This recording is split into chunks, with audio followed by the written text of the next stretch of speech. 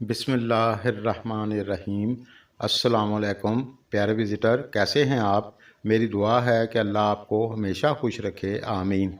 प्यारे दोस्तों, आज हम बात करेंगे बुर्ज मेज़ान लिब्रा की। जिन लोगों पर शनि की ढैया चल रही थी तो 29 अप्रैल को शनि यानी सैटर्न बुर्ज दल्व एक्वेरियस में जाएगा और ये आपका 5वां घर बनता है। तो जानते हैं इस बड़े बदलाव का असर बुर्ज मेज़ान वालों पर क्या होगा।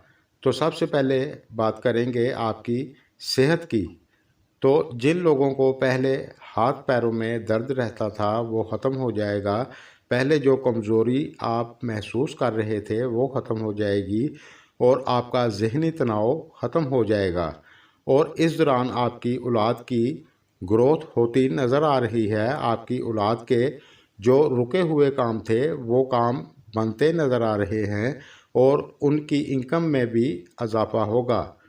पहले जिनको जॉब नहीं मिल रही थी तो इस दौरान उन सबको जॉब मिलेगी।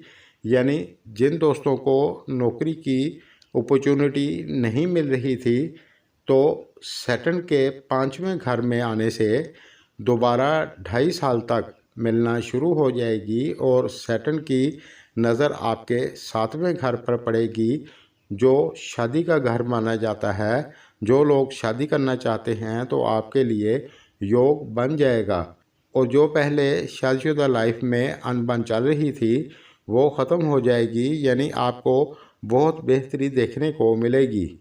लेकिन आपके पार्टनर की हेल्थ से जुड़ी थोड़ी सी दिक्कत इन 2.5 सालों में कभी कभार हो सकती है, अल्लाह ना करे। लेकिन सैटर्न की नज़र आपके फ़ायदे वाले घर में पड़ेगी तो आपको इन्वेस्टमेंट से बहुत अच्छा फ़ायदा होगा। और पहले जो आपने इन्वेस्टमेंट किया था इस 2.5 साल में आपकी इनकम बहुत अच्छी होती नज़र आ रही है। और जो लोग जॉब करते हैं तो आपके लिए भी ये 2.5 साल बहुत अच्छे रहेंगे।